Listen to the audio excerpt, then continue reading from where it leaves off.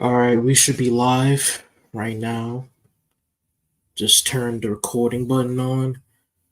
So, yeah, man, this is going to be kind of a weird episode for this week, or really over the past week, I might add.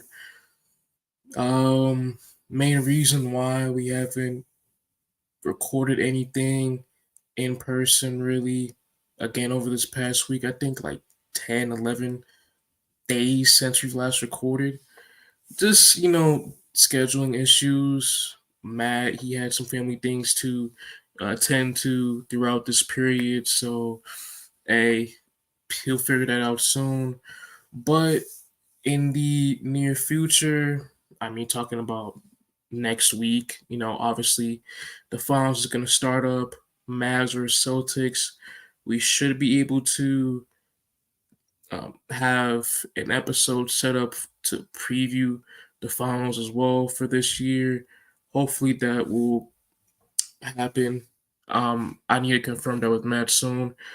Probably if we have the time for a day, it should be recorded Tuesday or Wednesday at the most before Thursday's game one starts.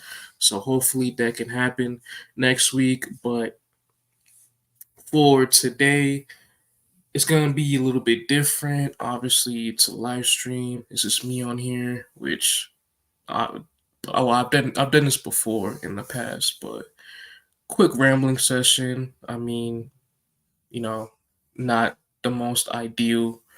Obviously, for me and Matt, we'd want both of us to be here right now to record and debate, obviously, and give content, but that's not the case. So a little bit of a special episode. Enough rambling. Let's get into it. Women's basketball, WNBA talk. Man, man. Quick thing. I think for me personally, there's a little bit of a background. I've been watching women's hoops since 2010, 2011, around the time Maya Moore was, yeah, she was playing her rookie year in WNBA. And I think in college, you're talking about the college game, you had sorry, let me be more politically correct. Women like Skylar Diggins Smith at Notre Dame, Brittany Griner at Baylor still hooping in college as well. So I watched those ladies hoop during that time. And from then on out, I've just, when possible, I've been able to watch games both pro and collegiate. Although I did take a little bit of a break for the past few years, but as recently as 2021, 2021, I've been a lot more active when it comes to watching women's hoops in general. So a little bit of background on that. I'm not the most diehard fan when it comes to WNBA and college hoops, but I think I know a decent amount on it as well. And I'm just a huge fan of the women's game in general. Really, I mean, I grew up watching Candace Parker, also Maya Moore, Brittany Griner, Skylar Diggins Smith, Elena Della Don when they were hooping back when they were way younger too in both college and the WNBA.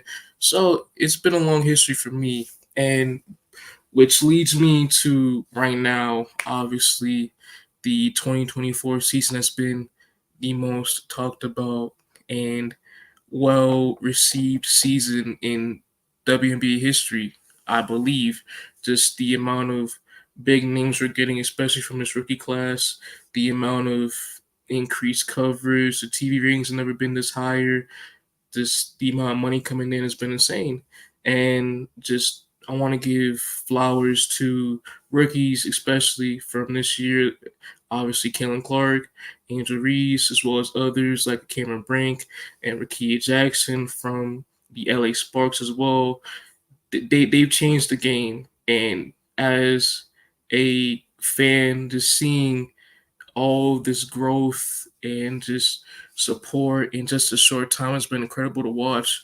And I hope it continues, which I believe it absolutely can. I mean, the collegiate talent is still excellent. It's been well, not it's been, but the talent level is still at a high end.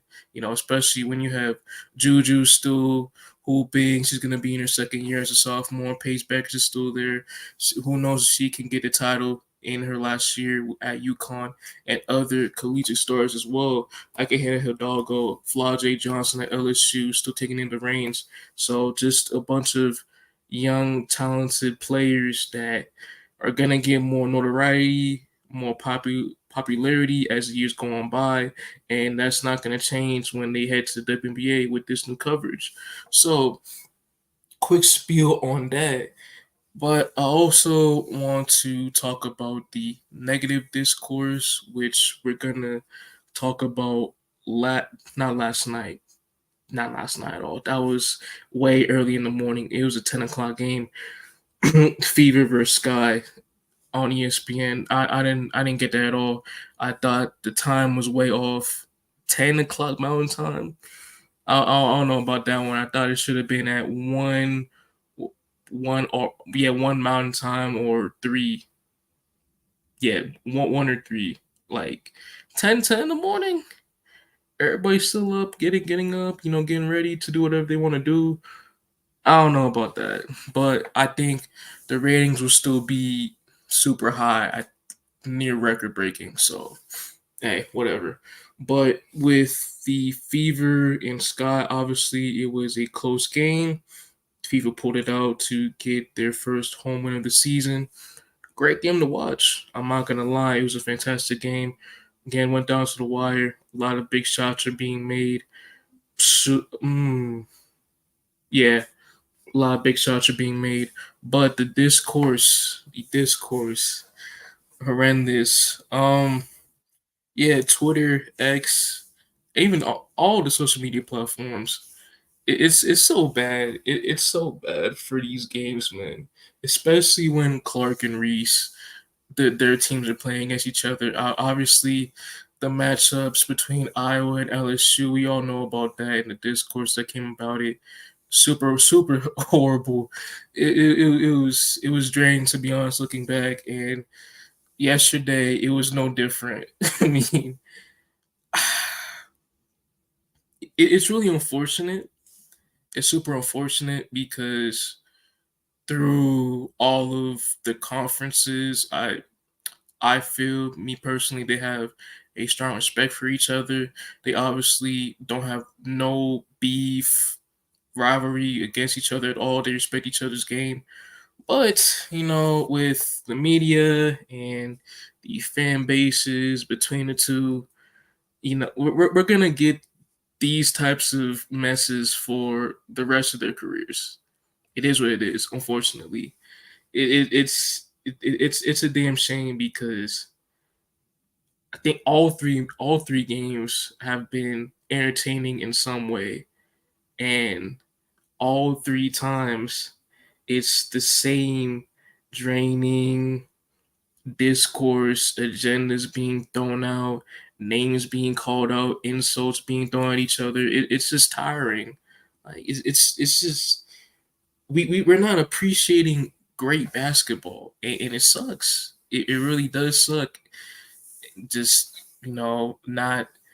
I wish it was a lot different because these ladies in these games were performing at a high level, and for that not to be the main story, and for it to be you know just different discourse, whether it was Angel Reese celebration, the "you can't see me" thing in the second game.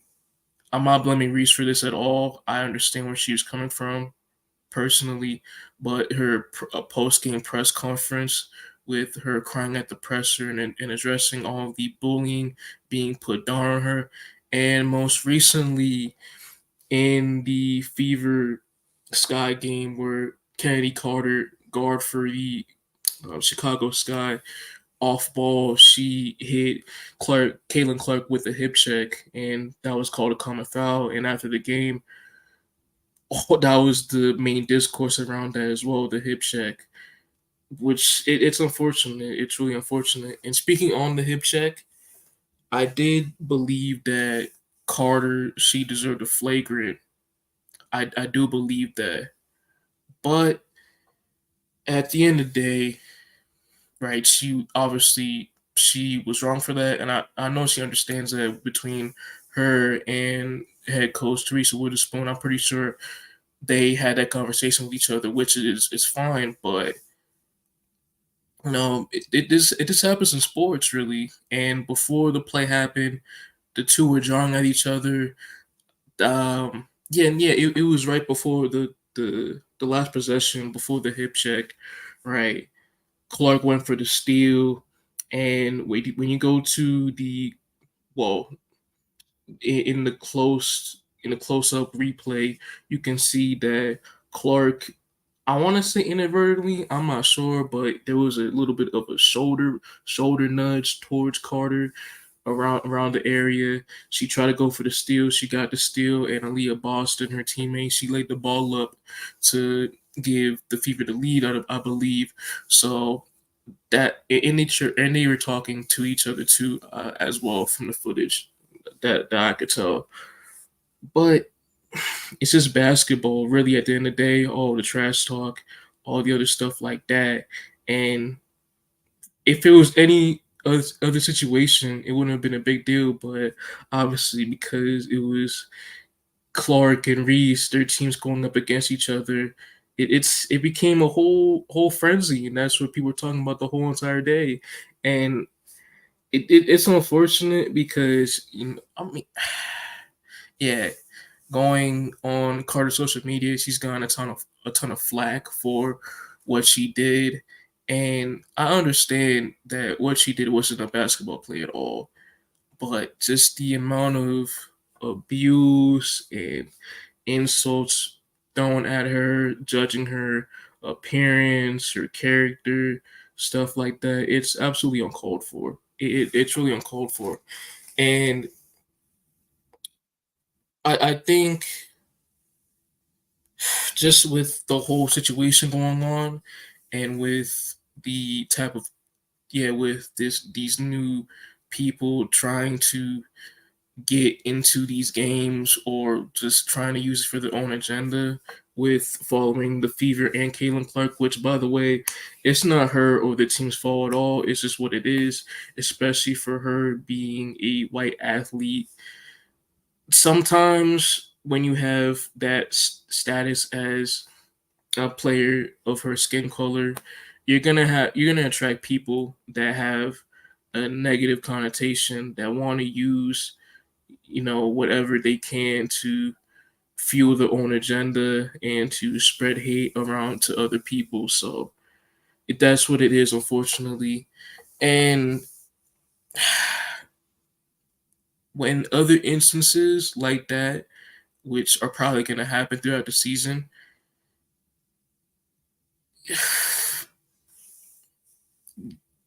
I mean, I want to sound like a broken record, but it's just unfortunate and it's just sad, really, that people want to use the sport to take down other people as well.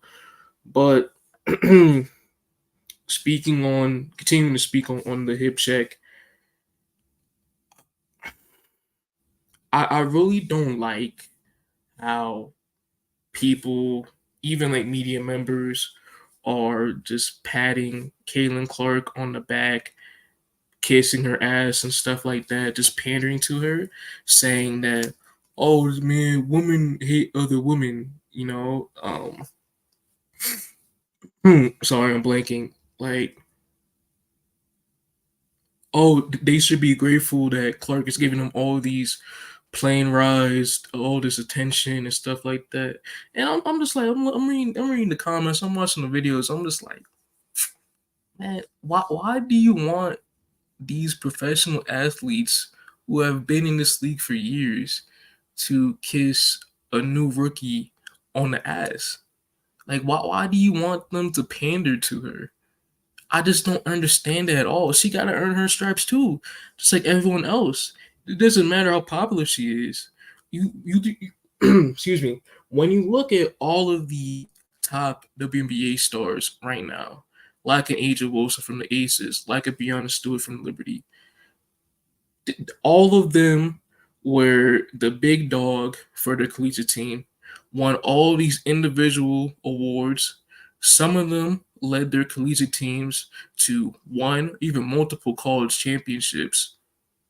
They're just not gonna pat a girl on the back and give her what she wants just because she's the most popular player in the league and she's getting all these appearances within the media.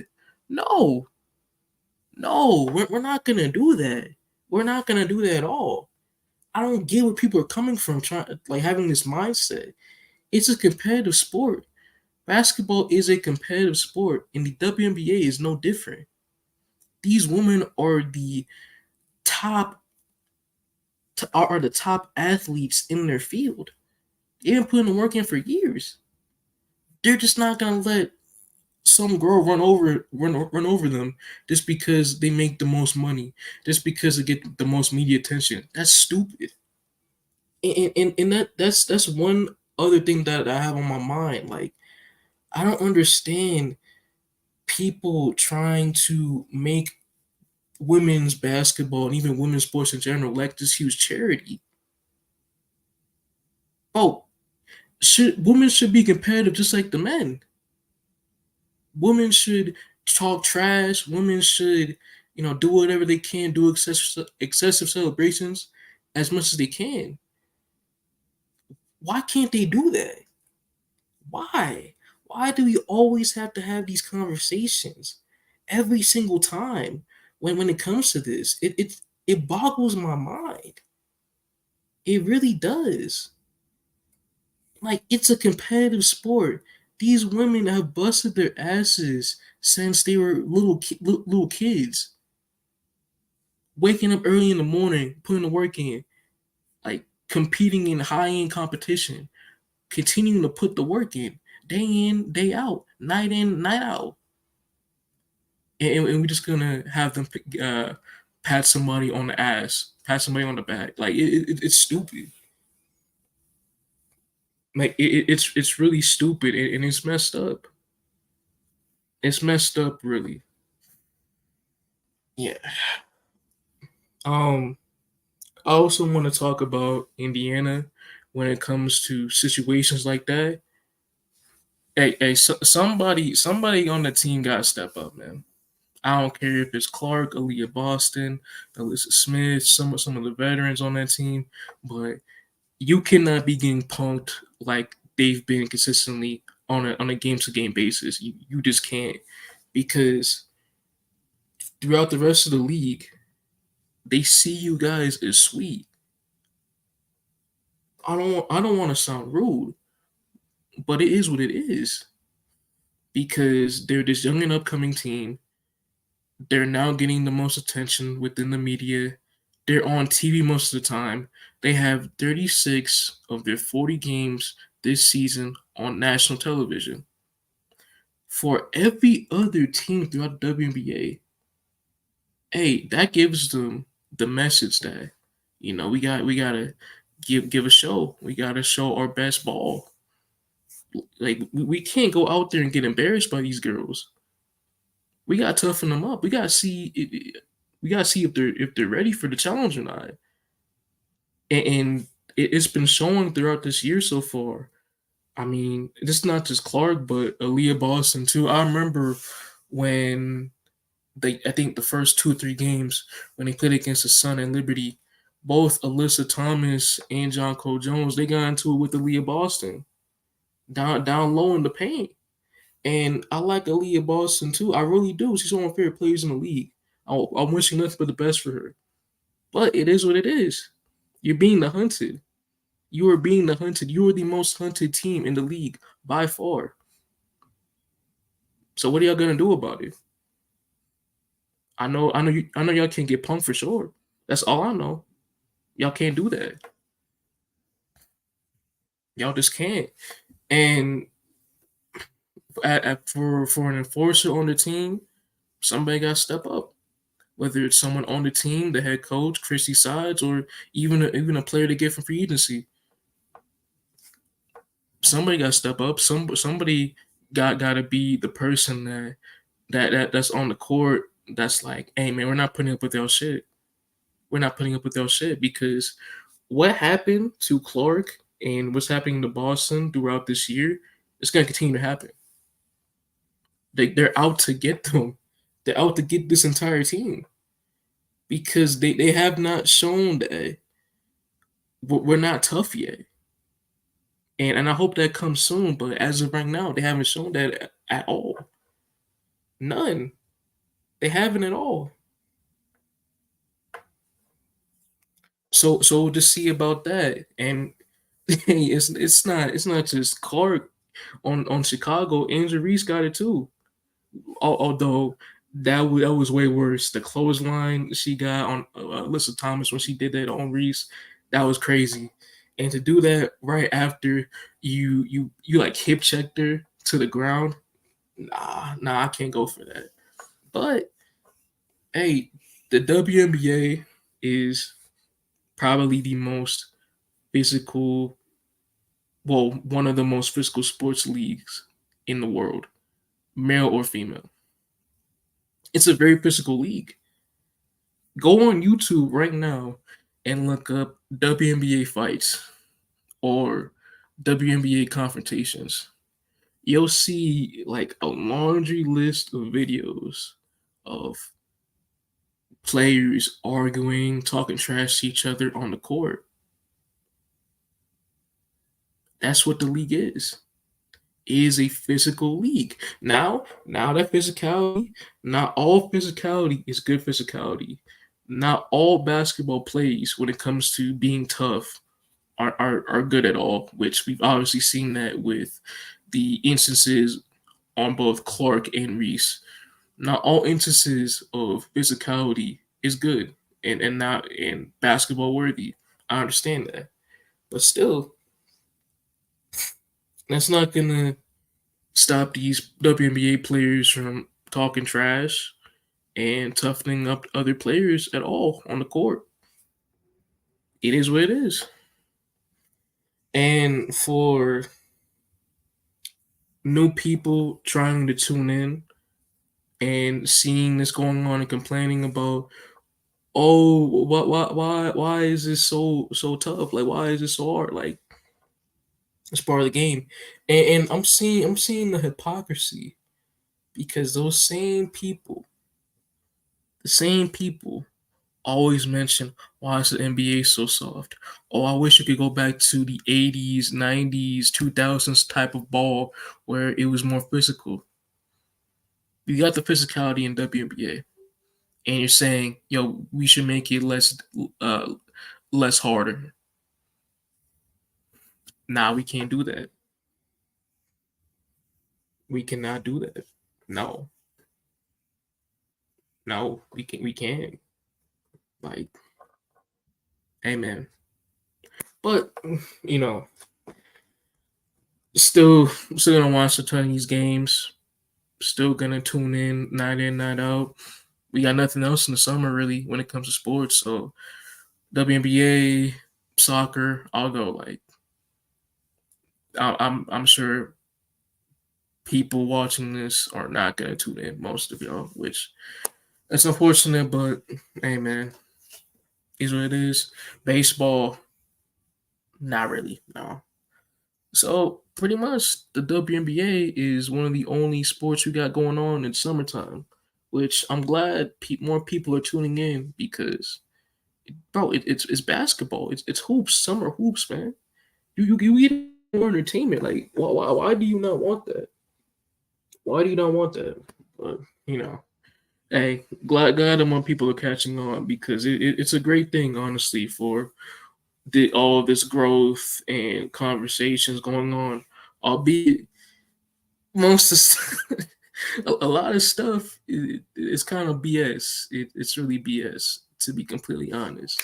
But hey, more people talking about the league, more eyes are being on the league, TV ratings going up, that means more money being made. So hey, it's good, good. It's really good. Mm,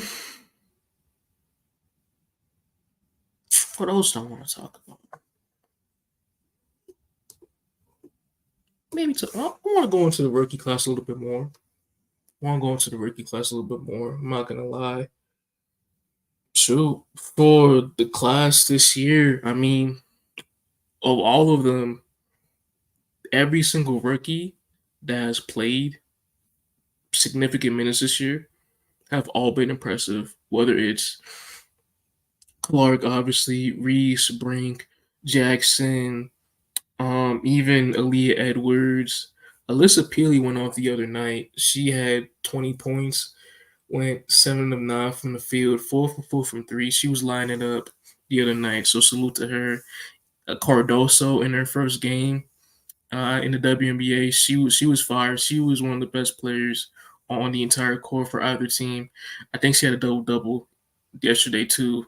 So salute to her. She's gonna be fantastic. The duo of Reese and Cardoso is gonna be an absolute nightmare for opposing teams when it comes to rebounding and defense in general. Like if either one of them can get a significant increase in their offensive game, opening up more spacing for the two and the rest of the lineups when they're both on the floor, that's gonna be a nightmare. That's gonna be a complete nightmare moving forward. And I would love it that would happen. I would absolutely love it. But kind of on the topic with Clark, I mean, she's had. Nah, I don't want to start off like that. I think if you could give Rookie of the Year right now to anybody, it would be Clark. Just for one, the numbers she's been putting up, and two, just her role being vastly different compared to the other rookies in her class, which no shade because, like I said before, they've all been very impressive when given significant minutes. But you look at Cameron Brink, you look at Andrew Reese, you look at Cardoso, Rickea Jackson, all of them, they're being specialized as secondary role players within their teams right now, which they have been good. They have been good, but that's not the case in Caitlin Clark right now.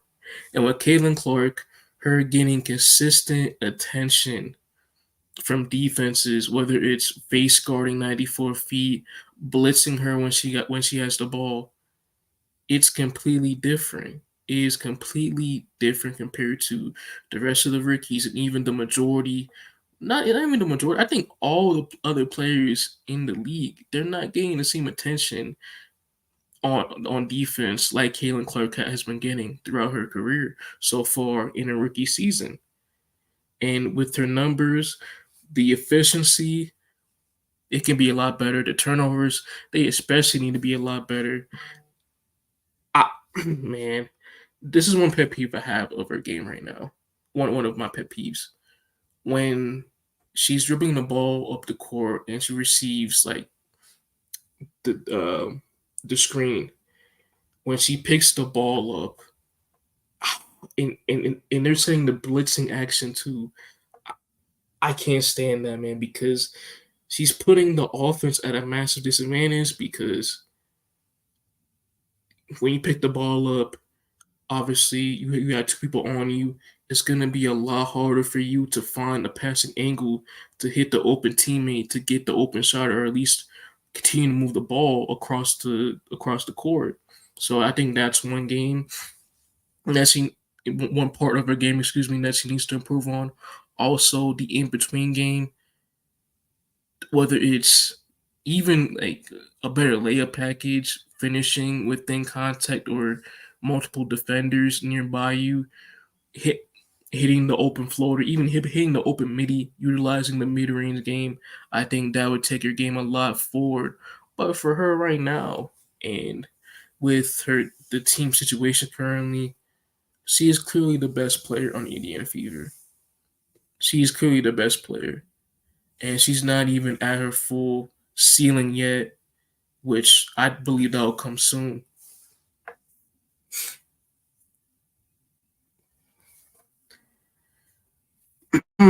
Then other players, Andrew Reese, just the motor has translated fully from her collegiate game. Offensively, it's very raw. It's very raw.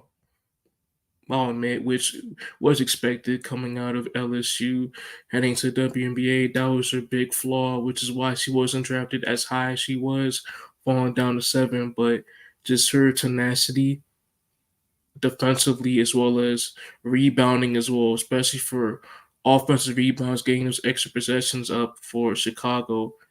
She's already a high level impact player in the league, even with the lack of offensive game, which I truly believe that with her passion for the game, her high IQ, and her sheer willingness to improve as a player, I believe that will come very soon in her career. Very, very soon. Yeah. Quick notes. Cam Brink has been great defensively. I wish the Sparks would utilize her more in the offense as well because she's a very capable shooter at her size and position. Can put the ball on the floor too. Needs some tinkering here and there, but I think she's capable of creating for herself on the floor, putting the ball down when she got the opportunity to. But she is an automatic deploy candidate already in her first year, so I think she, along with Clark, have both the highest ceilings of anyone else out of this class. So I'm very excited to see how her career pans out as well. Rakia Jackson's been incredible off the bench. Well, mainly off the bench. She recently got put into the Spurs starting lineup, being that spark plug as well. She is a fantastic scorer. Great 3 level score already. I wish I saw more for her at Tennessee. I'm not gonna lie, but when she's on, she can put the ball on the floor and just start off some fireworks. Her game is fantastic. Cardoso, I talked about, had a great game. Whenever she got the ball in the post against Leah Boston too, sometimes, which that was a great big matchup to watch yesterday as well. She dominated for the most part, and being the defensive threat as she is at 6'7", it'll take her a long way. So yeah, I just love this rookie class. I just love this rookie class, really. I mean, every single time I just look on ESPN or whatever app I'm on, and I see, oh, who's playing tonight? Who's playing tonight? Oh, Cam Brink's on. Yeah, Cam Brink and Rakia Jackson's on. Ali Edwards is on. Excuse me, Clark's on. Reese is on. Like, out of all the teams that play on a specific night, if the rookies are gonna play, they're gonna get my attention the most. Which that just indicates how special this class is, really. Shoot. Yeah, we've been past 30 minutes. I think this is a great time to head off. Man, bit of a rambling sesh. If you watch this and enjoy my rambling, you're welcome. Hopefully, well, not hopefully, because I want Matt to be on here with me. I think it's more cohesive, but I want to do more of these in the near future, man. Just talking about certain topics, giving my own perspective on it, really. Well, I already do with the podcast itself, but just in this format is what I want to say. So, yeah, but if you are still here, thank you for watching.